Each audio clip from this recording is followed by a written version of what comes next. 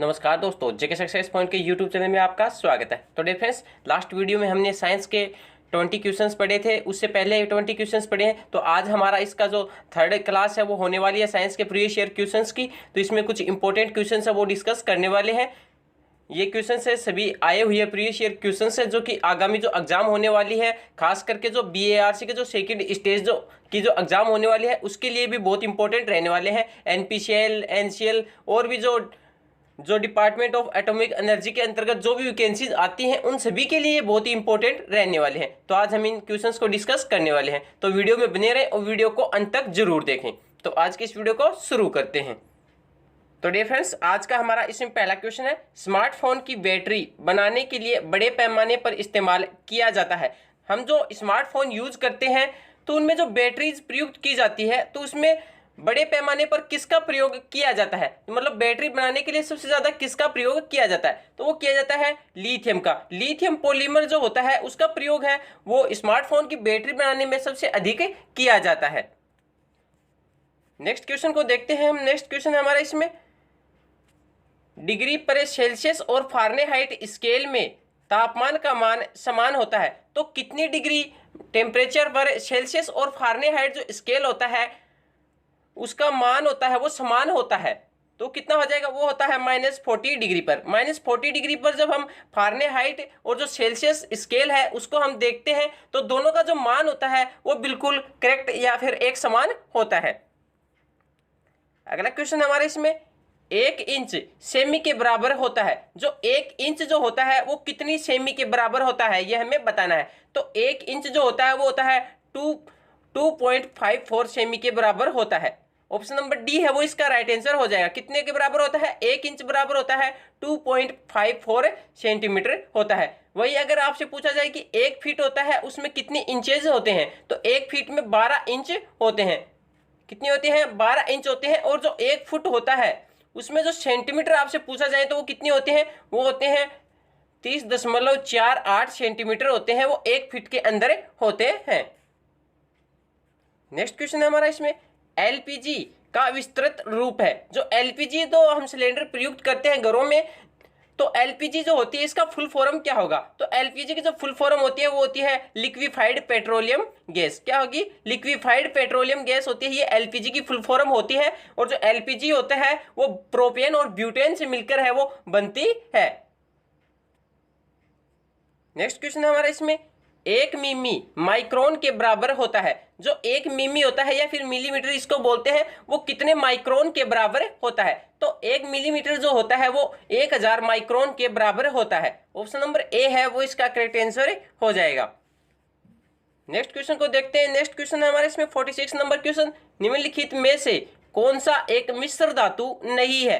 तो ये 4 ऑप्शन है, उनमें से बताना है कि कौन सा एक है जो मिश्र धातु नहीं है, तो वो कौन सा हो जाएगा, वो हो जाएगा तांबा। तांबा जो होता है वो संयुक्त अवस्था में पाया जाता है, ये मिश्र धातु नहीं होती है। बाकी स्टील, कांस्य और जो पीतल होता है ये तीनों क्या होती हैं, ये मिश्र धातु होती हैं। अगले क्वेश्चन को देखते हैं। अगला क्वेश्चन हमारे इसमें, ओम सूत्र का सही विकल्प चुने। जो ओम का जो सूत्र है, ओम का जो नियम है उसका जो सूत्र का प्रतिपादन उन्होंने किया था उसमें जो सूत्र कौन सा था वो हमें बताना है, तो वो होता है V बराबर IR। क्या हो जाएगा, V बराबर IR। तो इसमें जो विभवांतर का मान होता है वो उसकी धारा के क्या होता है, समानुपाती होता है। तो V इसको हम हटाते हैं तो क्या हो जाएगा, V बराबर IR। I होता है ये प्रतिरोध होता है, और इस प्रतिरोध का मान होता है वो ही क्या होता है, ओम से डिनोट करते हैं। प्रतिरोध का हम किससे डिनोट करते हैं, ओम से डिनोट करते हैं। तो R बराबर क्या हो जाएगा, वो होता है V/I। तो ये ओम का नियम का सूत्र हो जाएगा। अगला क्वेश्चन हमारे इसमें, सबसे अधिक इस्तेमाल किया जाने वाला अर्धचालक पदार्थ है। तो सबसे अधिक इस्तेमाल किया जाने वाला अर्धचालक पदार्थ है वो कौन सा है ये हमें बताना है।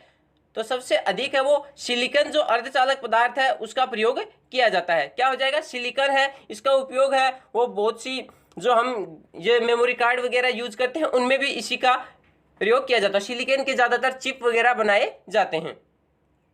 नेक्स्ट क्वेश्चन है हमारा इसमें, एक शुष्क सेल जस्ता कार्बन का वोल्टेज कितना रहता है। एक शुष्क सेल है जो जस्ता और कार्बन से मिलकर बना होता है, उसका जो वोल्टेज होता है वो कितना होता है। तो उसका जो वोल्टेज होता है वो होता है 1.5 वोल्टेज। कितना होता है? 1.5 वोल्ट होता है इसका किसका शुष्क सेल का वोल्टेज होता है। इसको ईएमएफ, ये इसका ईएमएफ भी होता है। क्या हो जाएगा? ईएमएफ, जिसको क्या बोलते हैं? विद्युत वाहक जो बल होता है उसका मान भी 1.5 वोल्टेज ही होता है। अगले क्वेश्चन को देखते हैं। हमारा 50 नंबर क्वेश्चन है अगला। सीसा एसिड बैटरी में को विद्युत अपघट्य स्वरूप उपयोग किया जाता है। जो सीसा एसिड जो बैटरी होती है, लेड एसिड की जो बैटरीज होती हैं, उनमें जो विद्युत अपघट्य के रूप में किसका उपयोग किया जाता है? तो वो किया जाता है H2SO4 का। किसका किया जाता है? H2SO4 का प्रयोग किया जाता है। नेक्स्ट क्वेश्चन है हमारा इसमें, संधारित्र की इकाई होती है। जो संधारित्र या फिर क्या बोलते हैं उसको? कैपेसिटर भी बोलते हैं। तो कैपेसिटर जो होता है उसकी इकाई या यूनिट होती है वो क्या होती है? तो इसकी यूनिट होती है वो होती है फेराड। क्या हो जाएगा? फेराड। फेराड भी इसको बोलते हैं। तो संधारित्र की इकाई क्या होती है? वो होती है फेराड। नेक्स्ट क्वेश्चन हमारा इसमें, एसिटिलीन का रासायनिक सूत्र है। जो एसिटिलीन जो होता है उसका रासायनिक सूत्र होता है वो क्या होता है? केमिकल फॉर्मूला हमें बताना है एसिटिलीन का। तो इसका जो रासायनिक सूत्र होता है वो होता है C2H2। क्या हो जाएगा? C2H2 होता है। इसका जो और रासायनिक आईपीएससी में इसका नाम लेते हैं तो इसका नाम होता है वो क्या होता है? एथीन। क्या हो जाएगा? एथीन भी इसको बोलते हैं। क्या हो जाएगा? एथीन भी इसको बोला जाता है या फिर एथीन ग्रुप का ये है। नेक्स्ट क्वेश्चन हमारा इसमें, एक ऑक्सीजन सिलेंडर का रंग कैसा होता है? तो ऑक्सीजन जो सिलेंडर यूज किया जाता है हॉस्पिटल वगैरह में, तो उनका जो रंग होता है वो कैसा होता है? तो ऑक्सीजन सिलेंडर का रंग जो होता है वो काला होता है। वैसे एक कलर का नहीं होता है। इसका जो बॉडी होती है ऑक्सीजन सिलेंडर कुछ इस प्रकार से होता है। इसकी मतलब बॉडी और ऊपर शोल्डर होता है। तो इसकी जो बॉडी होती है वो तो कौन से कलर की होती है? वो ब्लैक कलर की होती है। और इसका जो शोल्डर होता है वो व्हाइट कलर का होता है। अलग अलग गैसेस के जो सिलेंडर होते हैं उनका कलर है वो अलग अलग होता है। ये सभी डिटेल हम कोई नेक्स्ट अलग वीडियो में बात करेंगे कि अलग अलग गैसों के लिए अलग अलग किस प्रकार से कलर है वो होते हैं। तो इसका हम याद रखेंगे कि ऑक्सीजन का जो होता है सिलेंडर उसकी बॉडी ब्लैक कलर की होती है और इसका जो हेड होता है फिर शोल्डर इसको बोलते हैं वो व्हाइट कलर का होता है। नेक्स्ट क्वेश्चन हमारा इसमें, पित्तल की मिश्र धातु है। तो पित्तल जो होता है वो किसकी मिश्र धातु होती है? किससे मिलकर बनता है? तो पित्तल होता है वो तांबा और जस्ता से मिलकर बनता है। किससे बनता है? कॉपर और जिंक से मिलकर ये बनता है पित्तल। इसको आप इस प्रकार से याद रखेंगे, पिताजी, जेड, पिताजी के नाम से याद रखेंगे। तो इसमें क्या हो जाएगा? पित्तल होता है वो तांबा और जिंक से मिलकर बनता है। नेक्स्ट क्वेश्चन हमारा इसमें, लोहे और की प्रतिक्रिया से जंग बनता है। जो आयरन पे जो रस्ट बनता है वो किसके कारण किससे बनता है? कौन सी रिडक्शन होती है और किस किस की होती है? तो लोहे और जो ऑक्सीजन की जब ऑक्सीकरण अभिक्रिया होती है, ऑक्सीडेशन की जो क्रिया होती है, तब उस पर क्या बनता है? रस्ट है वो या फिर जंग है वो लगता है। तो क्या हो जाएगा? ऑक्सीजन है वो इसका राइट आंसर हो जाएगा। लोहे और ऑक्सीजन की प्रतिक्रिया से जंग है वो बनता है। नेक्स्ट क्वेश्चन को देखते हैं। नेक्स्ट क्वेश्चन हमारा 56 नंबर क्वेश्चन, एक वस्तु का पृथ्वी पर द्रव्यमान m है, चंद्रमा पर वस्तु का द्रव्यमान होगा। मतलब कोई वस्तु है उसका पृथ्वी पर द्रव्यमान है, वो हमारे अर्थ पर उसका द्रव्यमान है वो तो m दिया हुआ है। तो उसका जो चंद्रमा पर द्रव्यमान है वो कितना होगा? तो उसका द्रव्यमान है वो चंद्रमा पर भी m ही होगा। कोई वस्तु का द्रव्यमान है वो उसमें संहित या फिर जो द्रव्य उसमें निहित होता है उसकी मात्रा को बोलते हैं। और उसका जो भार होता है वो चेंज होता है। भार है वो m/6 हो जाता है। तो इसमें तो द्रव्यमान पूछा है तो द्रव्यमान भी m ही होगा। तो ए है वो इसका करेक्ट आंसर हो जाएगा।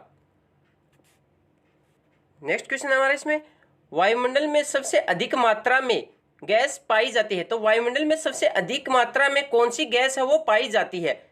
तो वो कौन सी पाई जाती है? वो पाई जाती है नाइट्रोजन गैस। नाइट्रोजन गैस है वो वायुमंडल में सबसे अधिक मात्रा में पाई जाती है। लगभग 78% मात्रा है वो इसकी पाई जाती है। ऑक्सीजन है उसकी 21% और जो आर्गन होता है वो 0.93% इसकी मात्रा पाई जाती है। ऑक्सीजन की बात करें तो ये लगभग 0.03% के लगभग इसकी मात्रा है वो पाई जाती है कार्बन डाइऑक्साइड की।